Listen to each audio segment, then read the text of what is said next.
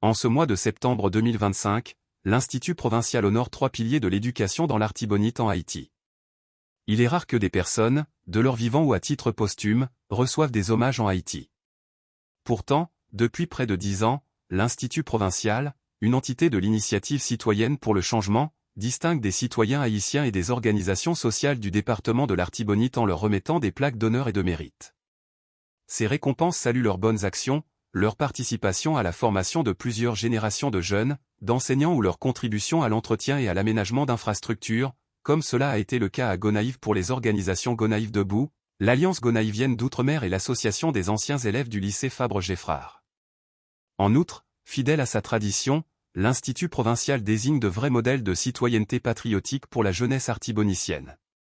Dans un pays où, depuis près de 40 ans, ceux qui font le plus de bruit sont souvent de bien mauvais exemples, cette initiative vise à mettre en lumière des parcours exemplaires. Par le passé, l'Institut a ainsi honoré d'anciens commerçants et professeurs de Gonaïves, tels que les enseignants Yves Baron, Vaugelas-Jacques, et Feu Ludovic Gaudin, ainsi que les commerçants Jean B. et Étienne, Richard Jacques et Guy Dejean, tous trois disparus.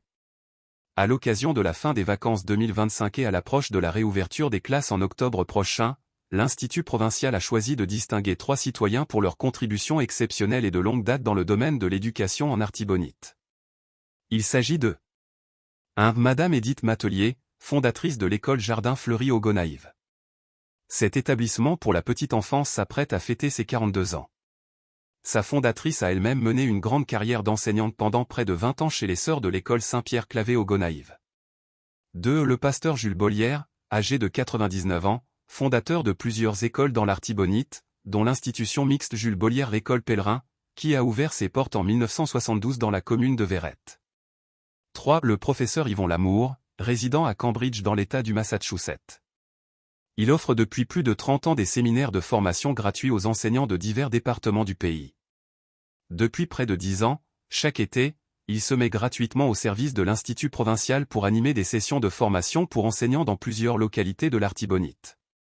Ensemble, ces 3 personnalités ont préparé des enseignants à devenir plus performants, aussi des générations d'élèves à devenir des citoyens utiles pour l'Artibonite et pour Haïti. Les responsables de l'Institut provincial n'ont pas voulu attendre leur disparition pour leur rendre hommage et exprimer leur gratitude. Que Dieu continue de les protéger. Reynaldo Rival, ingénieur, coordonnateur général de l'initiative citoyenne pour le changement et de l'Institut provincial.